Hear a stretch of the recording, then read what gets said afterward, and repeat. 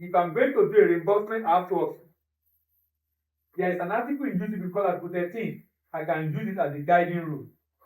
And another way, I can decide to use URL 725.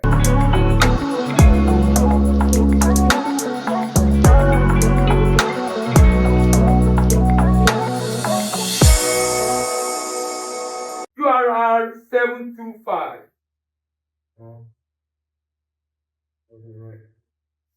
Remember, look at this example before I talk about the Bank A issue LC payable and signed to Bank B in the UK. Both do not maintain account. Bank A may instruct Bank C to what? Act as what? Reimbursing bank. So, and this is the beauty of correspondent bank. It becomes easier for me to be able to pay because I can use another bank to pay that payment. Bank B, after checking the document, claim payment from Bank C, which reimburse Bank B and then debit Bank A's account.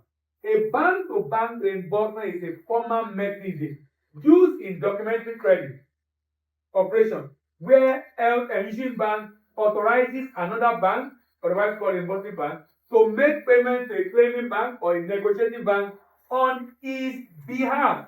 Let's look at a structure. You know, I've mentioned a number of times today. I'm going to show you a document that explains all of them very soon. But look at it. Remember issuing bank, right? Are we together? Yeah. Then the importer, then the what? Confirming bank, then the what? Exporter's bank, and then the what? Exporter. When the LC was issued, the LC was issued to the exporter through the exporter's bank, right? Yeah. In that case, this bank is no more exporter's bank, it's now the advising bank. Who advises the LC to the what? To the what? Exporter. The LC can also say that this exporter should give this document to this bank when he has finished shipping and needs to send document for payment. When this bank is the one chosen to be the one to receive documents, this bank becomes nominated bank. What was the bank before? Exporter's bank. Received LC to advise to the exporter, it became the what? Advising bank.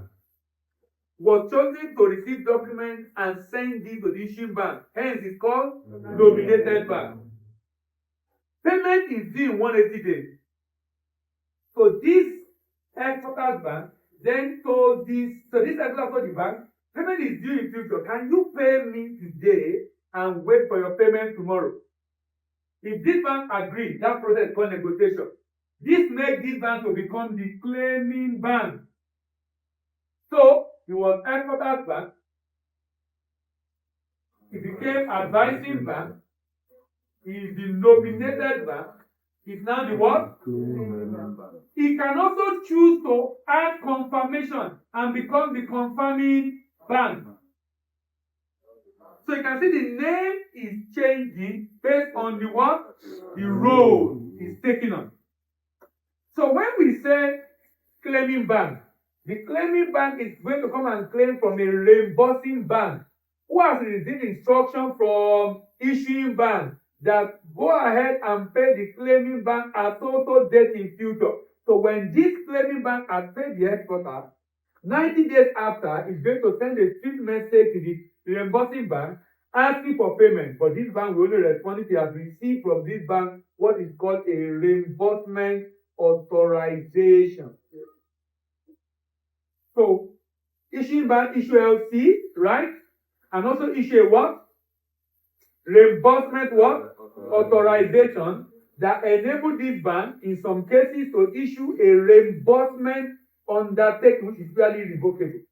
So even if you have not issued a reimbursement undertaking, when the claiming bank requests for payment, as long as the request is valid, it's going to pay. Now, the bank that issue LC on behalf of the buyer initiate the process with a reimbursement authorization. So the reimbursing bank instructing it to pay the claiming bank.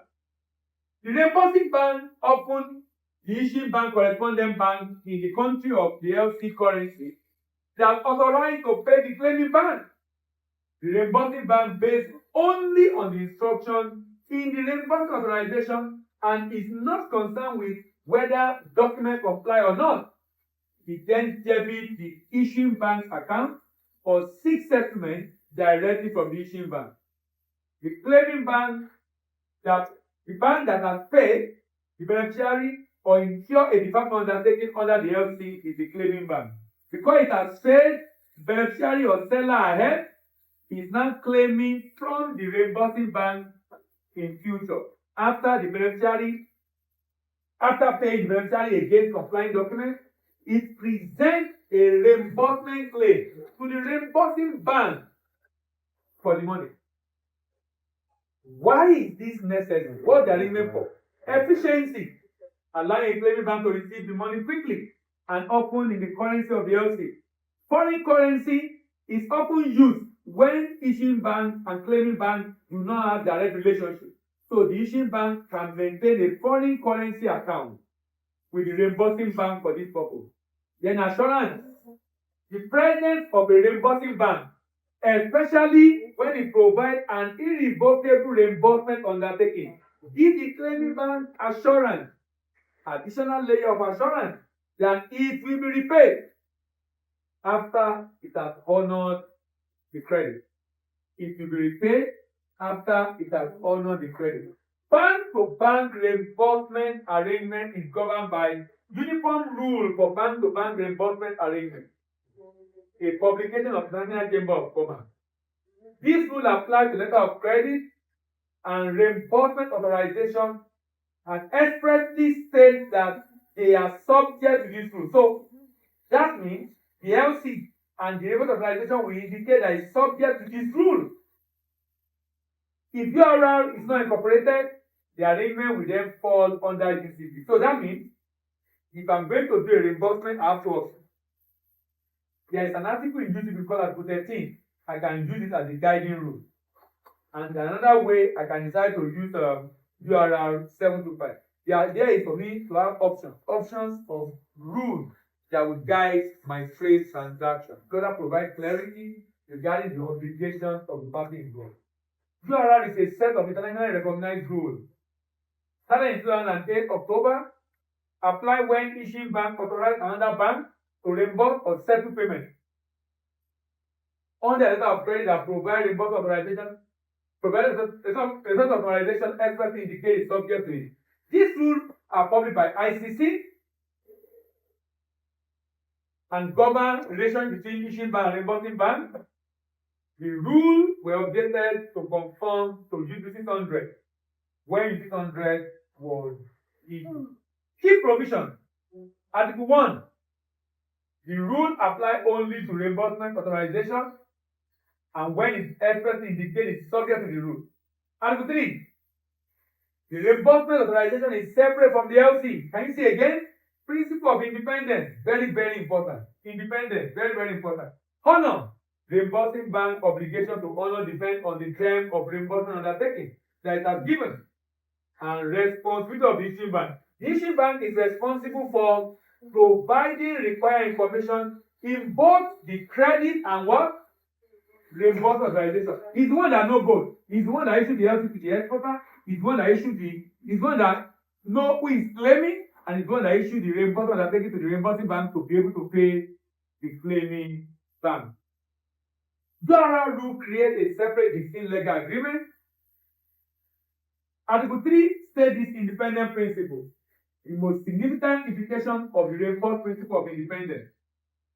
The reimbursement authorization, now the instruction of the issuing bank to reimbursing bank, is legally separate from the LC. The LC moves from issuing bank through the exporter's bank to exporter. But the reimbursement authorization moves from the issuing bank to the reimbursing bank. And that gives the claiming bank opportunity to come and what? Claim in future. And both of them emanate from the issuing bank. Pros. The reimbursing bank is not concerned with or bound by the term and condition of the credit. Its sole function is to honor claim and pay.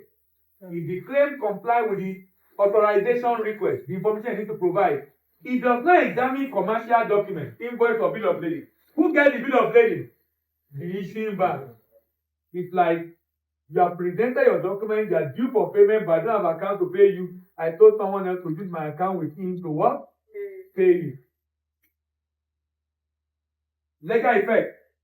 Apply only when reimbursement authorization expressly indicate that it is subject to this rule. When they are incorporated, they are legally binding.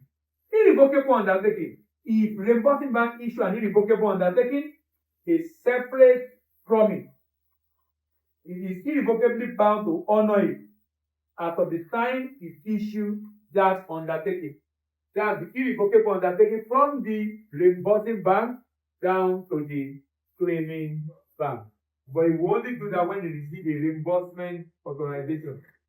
Issuing bank responsibility. So this article have responsibility of the issuing bank.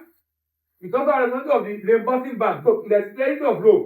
The issuing bank is responsible for providing necessary information on reimbursement authorization. The reimbursing bank has a maximum of how many days? How many days? 3 banking days. You know what banking days is, right? Yeah. The days that they are using for